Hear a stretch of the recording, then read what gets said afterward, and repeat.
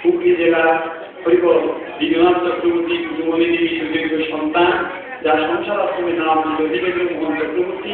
পরবর্তীকালে বৃন্দাবনের চতুর্থ সন্তকে তার প্রাথমিক বাক্যাচার্য, তার নাম হয়েছিল 108 দনন্দের শিষ্য। তিনি নারদের সার্জনের বিবরণের 5 খণ্ডের ঐতিহাসিক গ্রন্থ লিখেছিলেন। শ্রী দেবীর শ্রী নারদতার উপদেশাবলী এই গ্রন্থের 3য় খণ্ডে বর্ণিত রয়েছে। নারদের সাথে শ্রীহরি একাকারী 5 দিন 5 রাত্র হরি তত্ত্বকথা আলোচনায় অতিক্রম ঘটেছিল। সেই তত্ত্বকথাটি যে গ্রন্থে লিখা হলো, গ্রন্থটি নামও রাখা হলো নারদ পঞ্চরাত্র। এই নারদ পঞ্চরাত্র মধ্যে দেবীর্ষি নারদ ভগবানকে জিজ্ঞাসা করলেন, প্রভু আপনি কোথায় থাকেন? তদুত্তরে তিনি নারদকে বললেন, নামা কৃষ্ণামি বৈকুণ্ঠে যোগিনামি হয়ে বছো মন ভক্তা তত্র গায়ন্তি তত্র কৃষ্ণামি নারদ। নামাম কৃষ্ণামি বৈকুণ্ঠে, যে নারদ আমি সদা বৈকুণ্ঠে অধিষ্ঠিত রহি। যোগিনামি হয়ে বছো আমি সর্বদা জগদীশ্বরে অবস্থান করি না। মন ভক্ত তত্র গায়ন্তি, কিন্তু আমার ভক্তগণদের মানে আমার কীর্তন করি, আমার জ্ঞান করি, আমাকে নিয়ে ভাবি তত্ত্ব কৃষ্ণামি নারদ। এই নারদ আমি সেখানে নারী পাই না, অর্থাৎ ভক্তের হৃদয়ের কাছে ভগবানের বৈঠক না। তাই ভাগবত বলছেন ভক্তের হৃদয়ে কৃষ্ণের সর্বত্র বিশ্বাস। আপনারা কৃষ্ণ ভক্ত, আপনারা কৃষ্ণ ভক্ত প্রাণা, নিশ্চয়ই ভগবান কৃষ্ণ নারদাদি বা সদস্য শ্রীমতী রাধারানীকে নিয়ে বিবাহ সম্বন্ধে এসেছেন। আমাদের প্রতি অশেষ করুণা দর্শন করছি। কোথায় ওই ভগবানের সাক্ষাৎ পাওয়া যায়, সেই কথাটি আরেকবার ভগবান আমাকে জানালেন। কার কাছে? তার প্রিয় ভক্ত শ্রীমান উদ্ধবের নিকট শ্রীমদ ভাগবতে। কারণ চৈতন্য চরিতামৃতে সিদ্ধান্ত ক্রমে কৃষ্ণদাস কবিরাজ গোস্বামী লিখেছেন, কলিযুগে গৌরাঙ্গ মহাপুর অন্তরঙ্গ ভক্ত ছিলেন 3.5 জন। স্বরূপানন্দ, রায় রামানন্দ, নামাচার্য হরিদাস 3 জন, শ্রীমাই মাধব গোস্বামীর অর্ধে এই 3.5 জন। আর 11 হল সাত্বিক বাংলায় নবদ্বীপের সততম সপ্ততীর্থর মধ্যে দুর্গাধরণ সাংখ্য সত্যবেদান্ত তীর্থ তার 12 সাবেকটি গ্রন্থে লিখেছেন। দাপন যুগে তিনি অন্তরঙ্গ ভক্ত ছিলেন 2.5 জন। সুবোধ এবং বুদ্ধ ছিলেন 2 আনা, অর্জুন ছিলেন অর্ধে।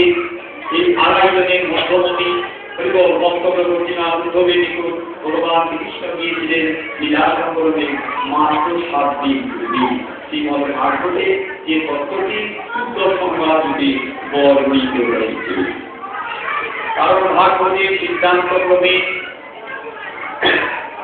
নির্বিদ্যার সংস্কৃতি আমরা ঘোষণা দিয়ে বলতে পারি, পার্থসারথী পরম পুরুষ ভগবান শ্রীকৃষ্ণ আজ থেকে 5236 বছর পূর্বে ভাদ্রমাস অষ্টমী তিথি রোহিণী নক্ষত্র, সেদিন ছিল বুধবার রাত্রি দীপ্রকালী ভারতে মথুরায় কংসের কারাগারে দৈবকী বসুদেবীর পুত্ররূপে অপ্রপঞ্চ প্রথমিতাত অবতার কৃষ্ণস্তু ভগবান স্বয়ং রূপে ধরাধামে অবতীর্ণ হয়েছিলেন। হরিবল হরিবল।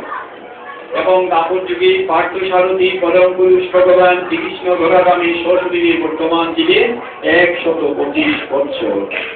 তারপর সিদ্ধান্ত দিন তপদে 10 বছর 8 মাস 29 দিন ভগবান শ্রীকৃষ্ণ ছিলেন ব্রজে। যেদিন ভগবান শ্রীকৃষ্ণের বয়স হয়েছিল 10 বছর 8 মাস 29 দিন, ভাগবত সিদ্ধান্ত দেন সেদিন ছিল ফাল্গুনের কৃষ্ণা দ্বাদশী তিথি। যেদিন মথুরার রাজা মূলমতি কংসের নির্দেশে শতলভ মুনির পুত্র মহামতি অর্জুন কৃষ্ণ বলরামকে ধনুর্যকে নিয়ে যাওয়ার জন্য মথুরা হইতে রথে যাত্রা করেছিলেন। সেদিন ছিল ফাল্গুনের কৃষ্ণা দ্বাদশী তিথি।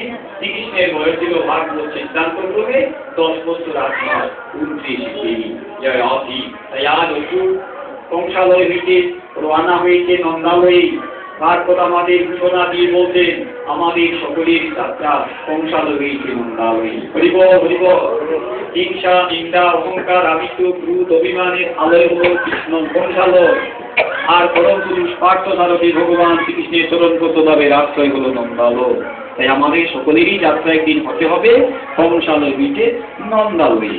তাই আজ অক্রূর সতলক মুনির পুত্র আনন্দিত হয়ে রওনা হয়েছেন রথে, সামান্য ধারণা করে রথের পথে যাচ্ছেন আর ভাবছেন, যাচ্ছেন আর ভাবছেন, যাচ্ছেন আর ভাবছেন। আমি বড় ভাগ্যবান, আমি বড় সৌভাগ্যবান, কারণ ব্রজে গিয়ে আমি গোবিন্দ সন্দর্শন করি।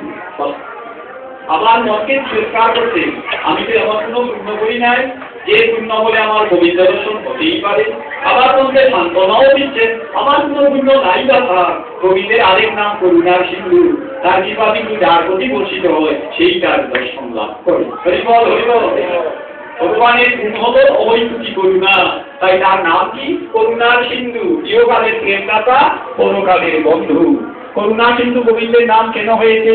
ভারতরত্ন স্বামী কৃষ্ণানন্দজি তার রাসলীলা ব্যাখ্যায় লিখেছেন, সিন্ধু সমুদ্রে যেমন জলের অভাব নাই, ভগবানের মধ্যে করুণার শেষ নাই, তাই তার নাম হয়েছে করুণার সিন্ধু। তাই অক্রূর যাচ্ছেন আর ভাবছেন, আমার কোনো পুণ্যই না থাক, তথাপিও ব্রজে গেলে নিশ্চয়ই আমার গোবিন্দ দর্শন হবে। কংসের উদ্দেশ্য অবশ্য আমার ভাগ্য সমূহ ব্রজে গিয়ে শ্রীকৃষ্ণ দর্শন হবে। বস্তুর গুণ আছে না? হরে কৃষ্ণ যারা আছে, যেমন চিনি, ফর এক্সাম্পল সলের সুগার। আমি দৃষ্টান্ত চিনির কথা বলতে পারি, সে যদি না জেনে বন্ধ করে চিনি না, প্রতিদিন মিঠা লাগবে না? বন্ধ করে না জেনে চিনি হলেও মিঠা লাগে, এটা চিনির বস্তুগত গুণ। মায়েরা যদি ভুল করে চিনিকে লবণ মনে করে তরকারিকে দিয়েই দেয়, তাই বলে কি তরকারিতে চিনি লবণ হয়ে যাবে?